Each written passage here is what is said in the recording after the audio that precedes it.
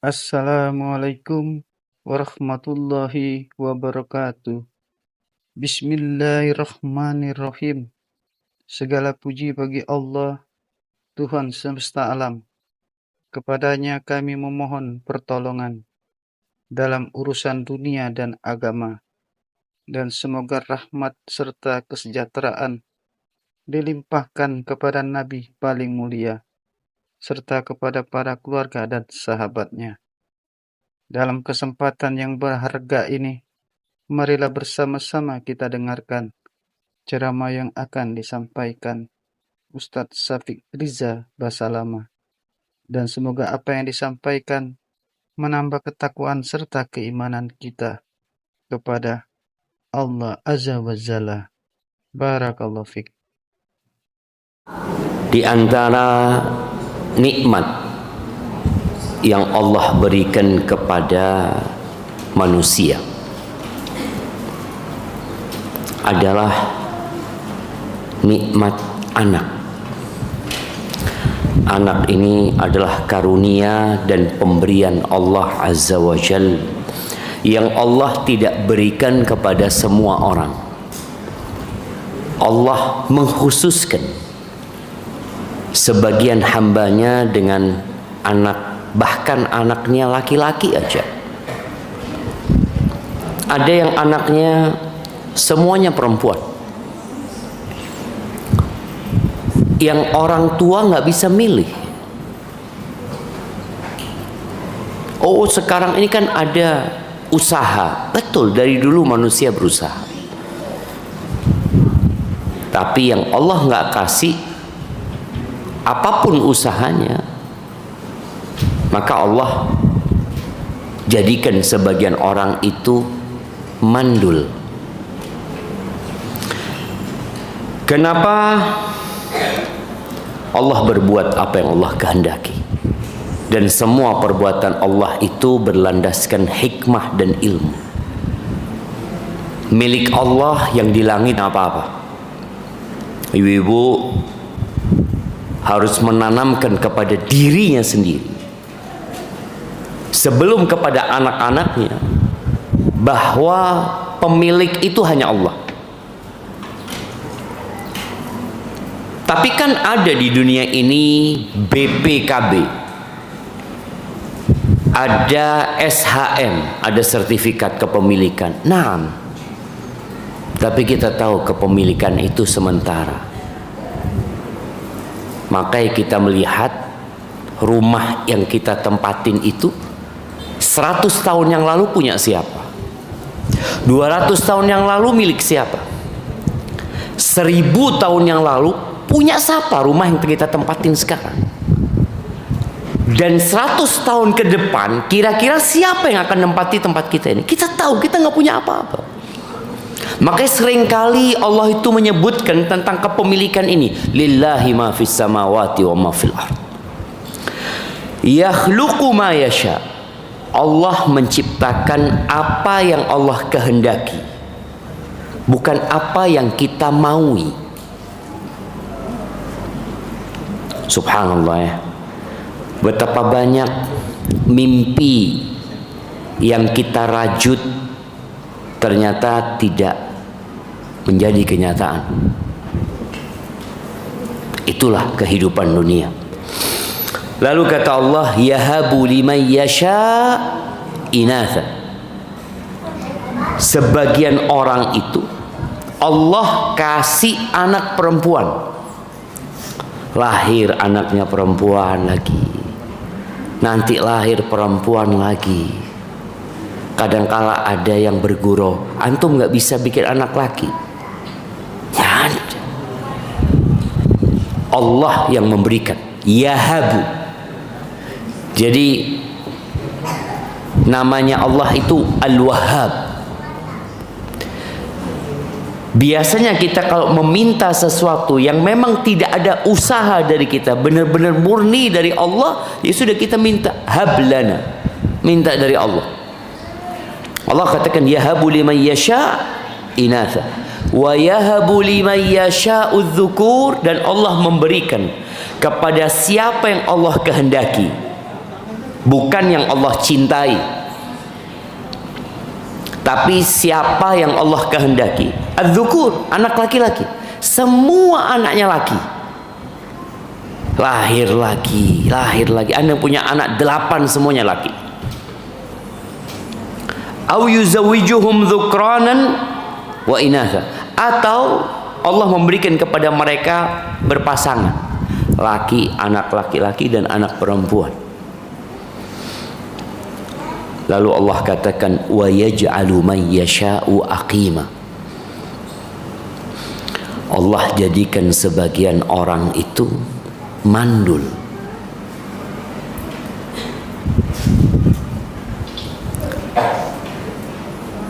Subhanallah. Kalau bicara sebagian orang mandul itu, manusia nggak tahu.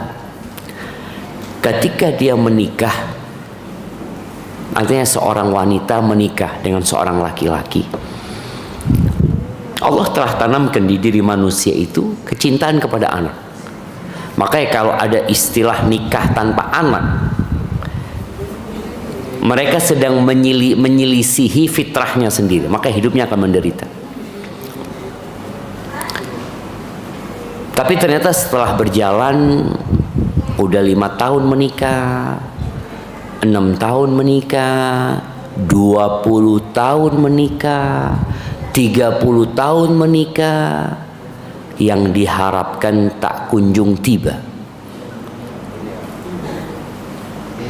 Itulah Allah Azza wa Jalla, bahwa sejatinya manusia nggak punya apa-apa, tidak mampu berbuat apa-apa kecuali yang Allah membantu dan memudahkannya.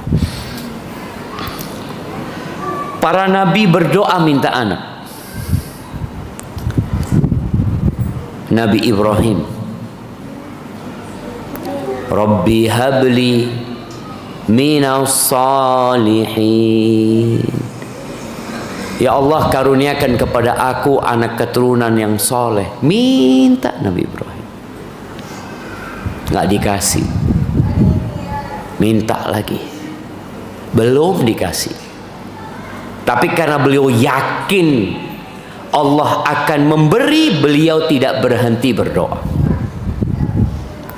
Sebagian kita itu ketika menikah 10 tahun, 15 tahun, 20 tahun nggak dikasih anak, terkadang berhenti berdoa gara-gara informasi yang menyesatkan.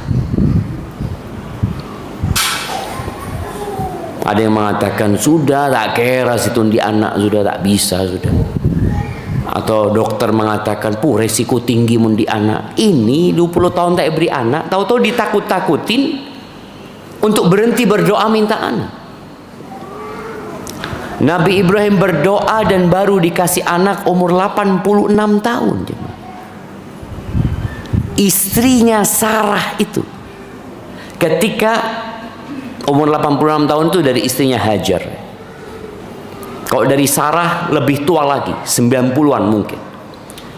Ketika malaikat Jibril dan beberapa malaikat bertamu ke rumahnya Nabi Ibrahim, lalu mereka memberikan kabar gembira kepada Nabi Ibrahim kalau dia akan punya anak dari Sarah. Sarah itu dikatakan lari dari dalam rumah. Dia mengatakan ajuzun aqim. Ajuz, kata dia, aku ini sudah ajuz, udah tua renta dan aku mandul. Apa kata malaikat-malaikat? Qalu kadzaliki qala rabbuki. Tapi seperti itulah ketentuan Tuhanmu. Engkau bakal hamil. Ajuz bisa hamil. Nah, kenapa? Innallaha ala kulli syai'in qadir. Nabi Zakaria berdoa tanpa pernah berburuk sangka. Di surat Maryam Allah mengatakan dzikru rahmati rabbika 'abdahu Zakaria idh nada rabbahu nidaan khafiyya Qala rabbi inni wahana al-'azmu minni washta'ala ar-ra'su shayba wa lam akun bidu'aika rabbi syaqiyya. Ketika Nabi Zakaria doa sembunyi-sembunyi, dia panggil, dia katakan sama Allah, Rabbi inni wahana al-'azmu minni, ya Allah, tulangku sudah lemah, tulangku ini sudah keropos ya Allah, dan rambutku semua sudah menyala dengan uban. Umur 100 tahun Nabi Zakaria berdoa, terus berdoa. Tapi beliau mengatakan, aku nggak pernah kecewa ya Allah dengan berdoa dan memohon kepadamu ya. Ya Allah, jemaah, nggak boleh kita itu berhenti berdoa. Nggak boleh kita berburuk sangka sama Allah, kayaknya Allah nggak mau kasih. Sedangkan Allah mengatakan, ud'uni astajib lakum. Kata Allah, kalian minta sama aku, berdoalah, memohon kepadaku, pasti aku kabulkan. Tapi sebagian kita keyakinannya kurang. Nabi kita Muhammad alaihi salatu wassalam kepingin punya anak laki, anaknya perempuan, yang hidup 4 perempuan, meninggal 2 laki-laki, masih belum balik di kota Mekah. Di kota Madinah, di akhir-akhir kehidupan Nabi SAW, Nabi punya anak dari Maria Al-Qibtiyah. Ketika beliau punya anak satu, kota Madinah dikasih tahu sama Nabi SAW. Beliau mengatakan, alhamdulillah aku dikasih anak sama Allah, tadi malam aku kasih nama Ibrahim. Ngomong lagi, ngomong terus.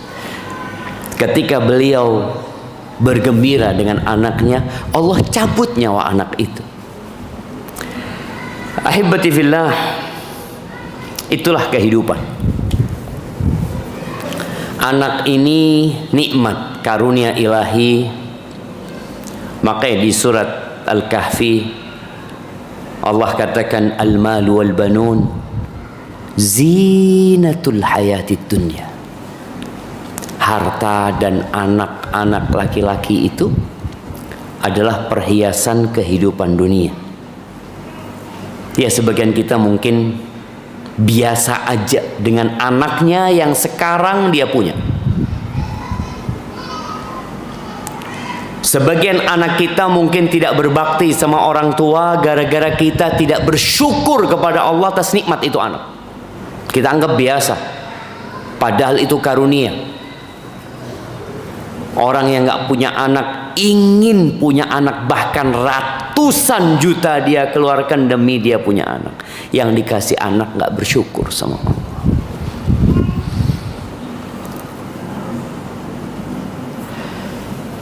Ahibati fillah.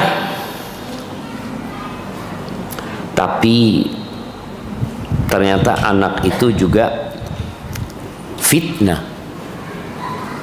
Jadi bukan hanya nikmat, ada yang nikmat membawa petaka. Berapa banyak yang anaknya mengantarkan orang tua kepada penderitaan. Allah Azza wa Jal berfirman di surat At-Taghabun ayat 14-15. Allah mengatakan, ya ayyuhalladzina amanu inna min azwajikum wa auladikum aduwwan lakum fahdharuhum. Kata Allah Azza wa Jalla, wahai orang-orang beriman, sesungguhnya ada di antara istri-istri kalian, di antara pasangan-pasangan hidup kalian dan anak-anak kalian yang merupakan musuh buat kalian. Allah katakan adu. Allah berfirman tentang iblis dan syaitan, inna hadza aduwwun laka wa li zaujik. Nih, musuh buat engkau dan istrimu. Allah mengatakan itu kepada Nabi Adam ketika beliau di surga. Ini musuh buat engkau dan buat istrimu. Dan Allah mengatakan kepada orang-orang beriman, sesungguhnya ada sebagian dari pasangan-pasangan hidup kalian, istri-istri kalian dan anak-anak kalian, aduwallakum, musuh bagi kalian. Fahdharuhum, hati-hati sama mereka. Bismillah.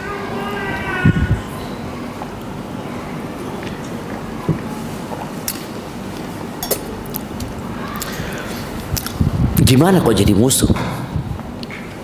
Gimana nikmat membawa petaka? Ya, sering kita merasakan hal itu. Ada yang istrinya, atau kok di sini suaminya, menghalangi istrinya dari kebaikan.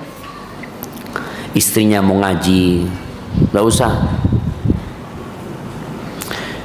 Istrinya ingin berbuat kebaikan, dihalangi sama suaminya. Sebaliknya, ada wanita-wanita yang menjadi penghalang suaminya dari kebaikan. Suaminya sebelum menikah suka puasa Senin Kemis, suka sholat malam. Setelah menikah hilang puasa Senin Kemisnya, hilang sholat malamnya. Siapa penyebabnya? Boleh jadi istri. Dan ada juga anak-anaknya musuh. Kita akan bahas seperti apa sih anak-anak itu jadi musuh buat orang tuanya, supaya orang tua hati-hati menghadapi mereka. Karena Allah mengatakan fahdharuhum, hati-hati kalian menghadapi mereka. Mereka nikmat, mereka menyenangkan, mereka perhiasan. Tapi mereka ada yang sebagian musuh. Kalau nggak hati-hati, ya kita yang jadi korban. Wa in ta'fu wa tasfahu wa taghfiru fa innallaha ghafurur rahim. Kalau kalian memaafkan, kalian tidak memberikan hukuman kepada mereka atas kesalahan yang mereka lakukan, atas bisikan-bisikan, ajakan-ajakan keburukan yang diperbuat oleh pasangan hidup kita atau anak-anak kita, wa taghfiru, dan kalian ampuni mereka, sesungguhnya Allah itu Maha Pengampun dan Maha Pengasih. Lalu Allah katakan, innama amwalukum wa auladukum fitnah. Kata Allah, sesungguhnya harta kalian dan anak-anak kalian adalah fitnah. Fitnah itu ujian. Fitnah itu cobaan.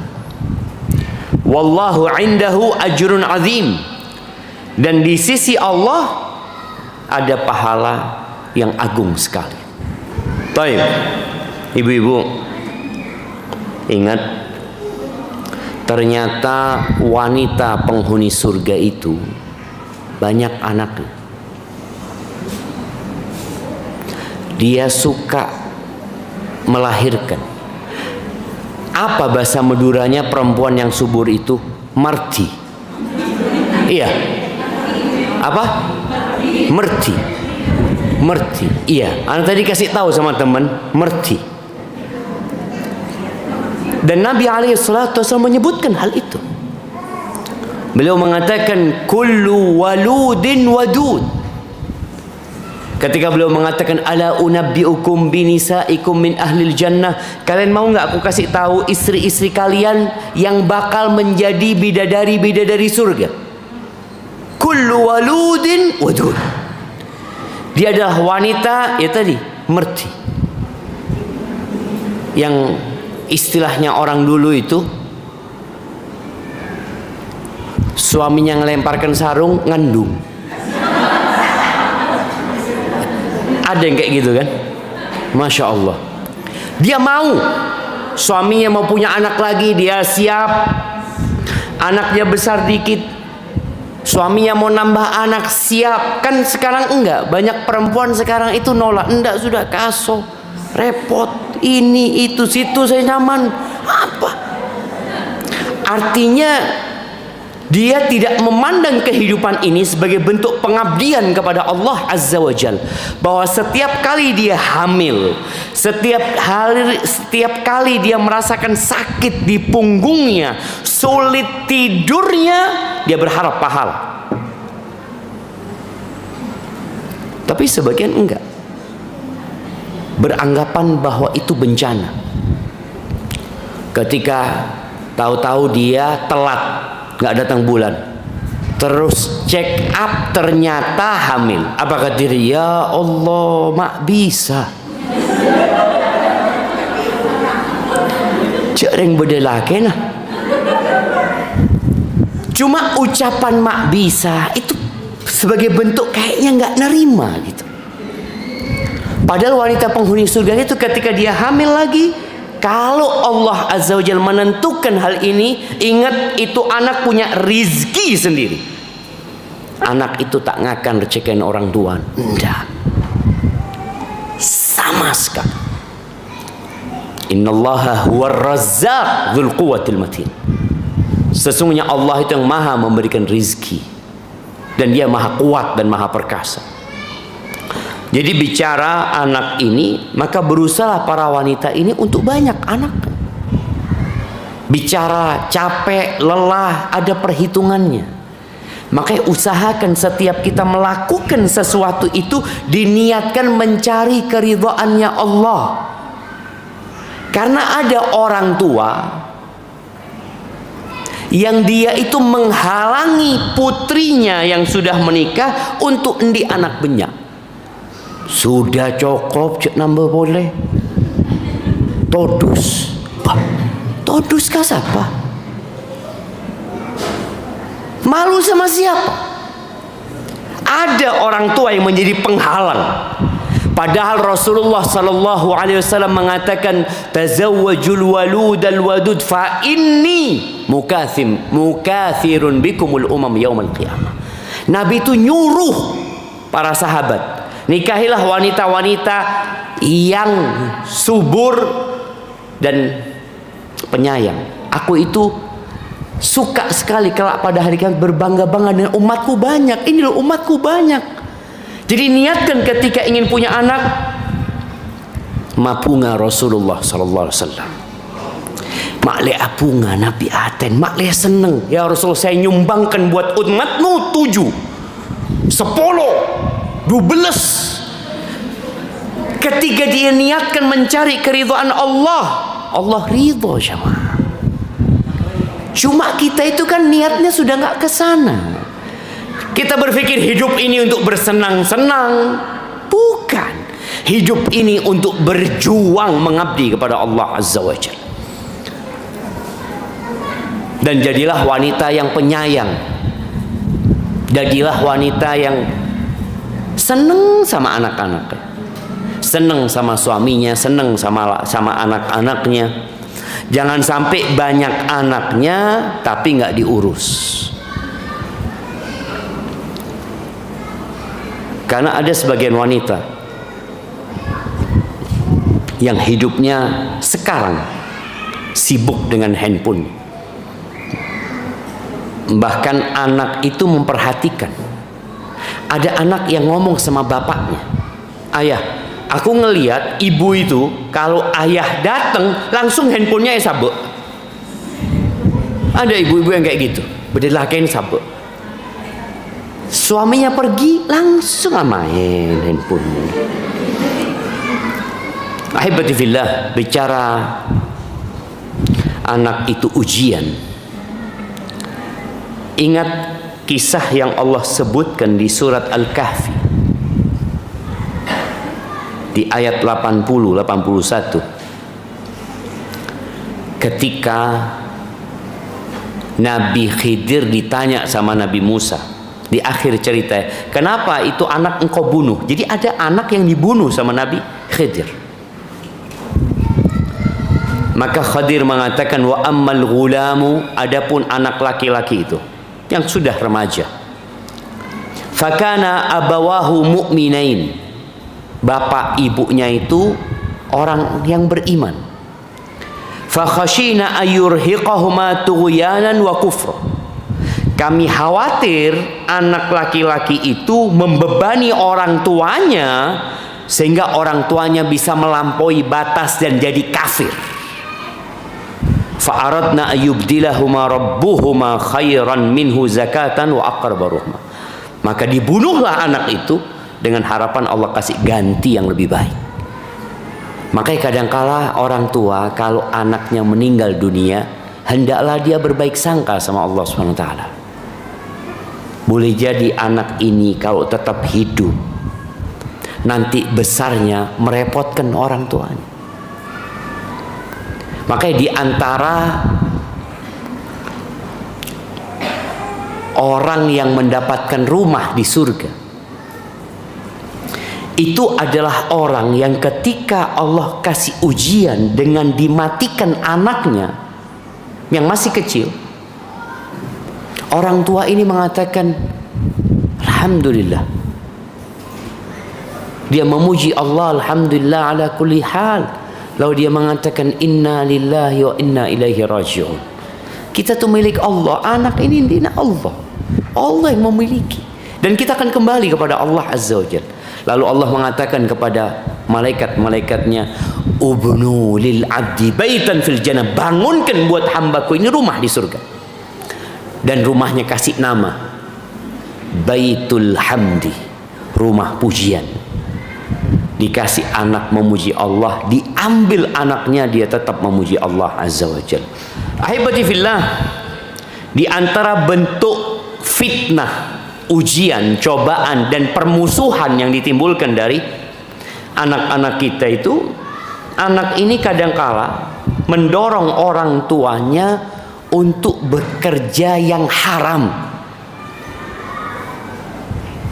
demi anak-anak. Dia nggak peduli dengan halal haram, yang penting anaknya seneng. Ada orang tua yang seperti itu. Bahkan kadangkala kita melihat ada ibu-ibu yang mencuri di minimarket. Buat siapa? Buat anak. Yang kedua, anak itu juga bisa mendorong orang tuanya untuk jadi orang yang bakhil, yang cerek, yang pelit. Padahal sebelum punya anak, Masya Allah royal, suka membantu tetangganya, suka bersedekah ke masjid. Coba lihat ibu-ibu, posisi dia sebelum dan sesudah punya anak. Kalau ternyata sodakohnya berkurang, ini ujiannya anak.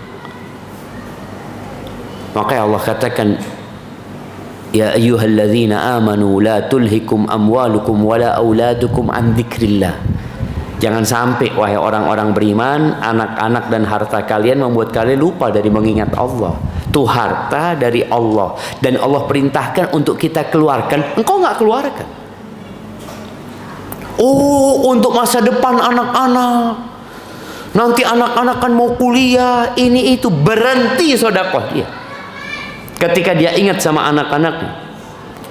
Makanya bagaimana setan itu datang membisikkan pikiran ketika orang mau sedekah, anakmu lebih pantas mendapatkannya. Oh iya, mau sedekah, anakmu mau sedekah, mungkin engkau nanti akan hamil lagi, mau punya anak. Sampai anak yang belum datang pun dihitung, yang membuat orang tuanya jadi bakhil. Kemudian anak itu juga bisa mendorong orang tuanya dan mengantarkannya untuk bersikap pengecut dalam membela kebenaran, dalam berjuang di jalan Allah Azza wa Jalla.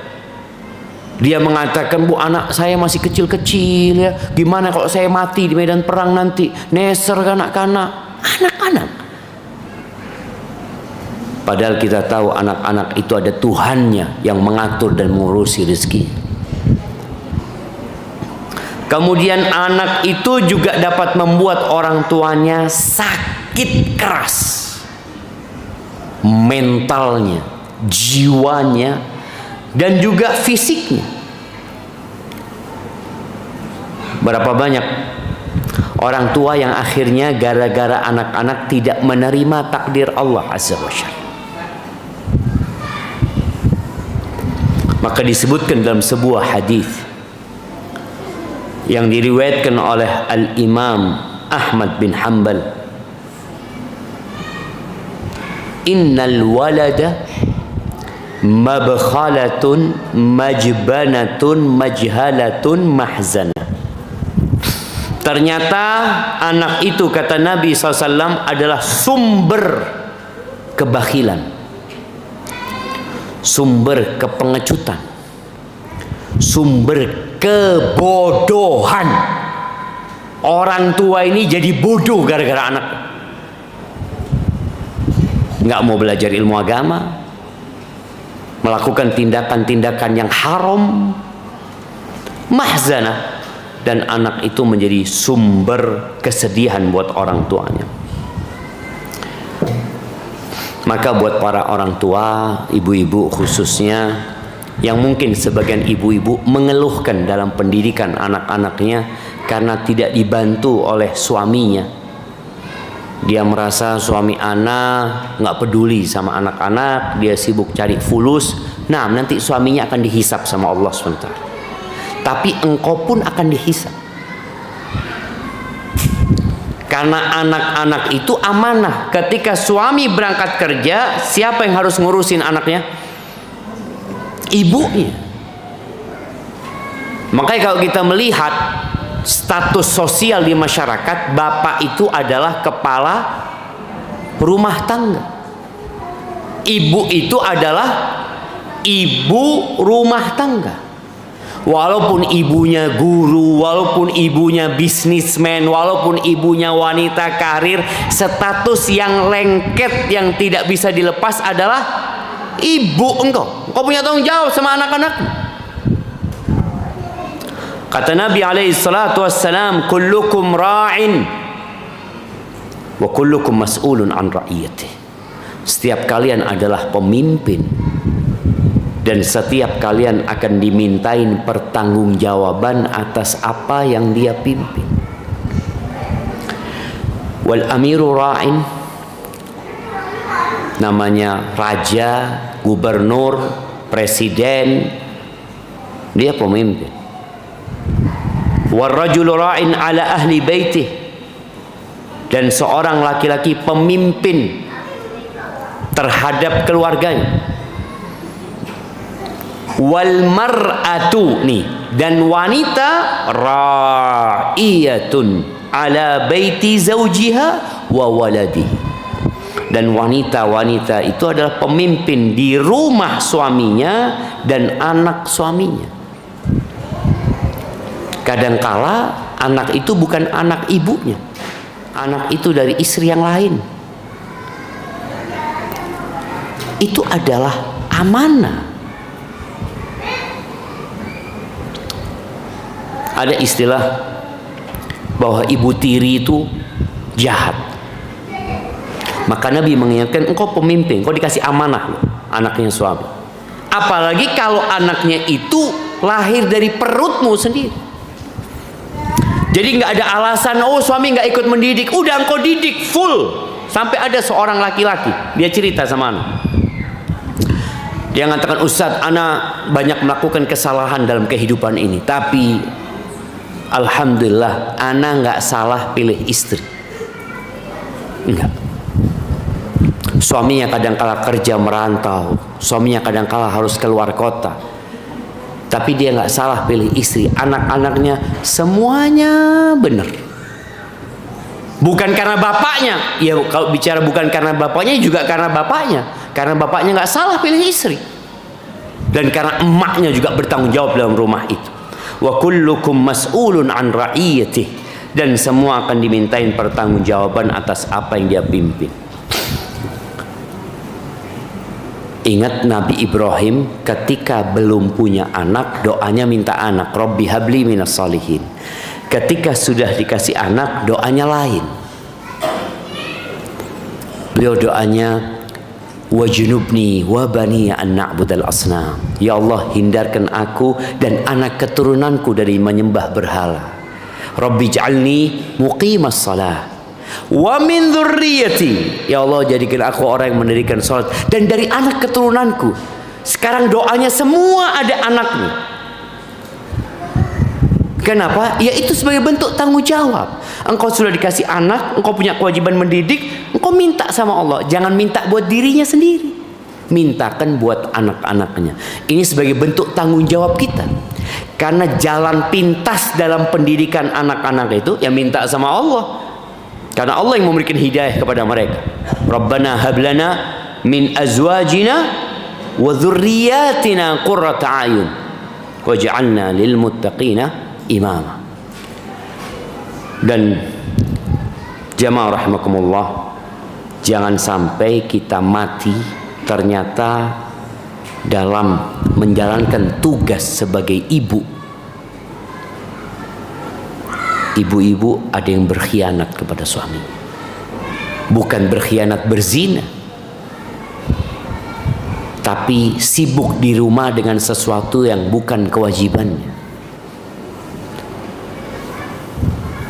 Dan terakhir, mulailah bermuhasabah. Apakah amanah yang Allah berikan kepada kita sudah kita jalankan dengan baik atau belum? Kalau ternyata belum, dan ada anak-anak kita yang jadi tidak benar gara-gara ibunya dahulu tidak mendidik dengan benar, engkau perlu beristighfar dan bertobat kepada Allah, serta meminta maaf kepada suamimu. Katakan, iya dulu aku banyak menelantarkan anak-anak, karena kelak pada hari kiamat akan ditegakkan keadilan, ada hisab dan persidangan. Dan semoga saat itu kita bisa menjawab pertanyaan-pertanyaan yang akan ditujukan kepada kita. Hadza wallahu a'lam bissawab. Itu yang dapat Anda sampaikan. Kurang lebihnya mohon maaf. Yang benar dari Allah Azza wa Jalla, yang salah dari diri Anda pribadi. Allah dan Rasulnya terbebaskan dari kesalahan itu. Subhanakallahumma bihamdika asyhadu an la ilaha illa anta astaghfiruka wa atubu ilaik. Assalamualaikum warahmatullahi wabarakatuh.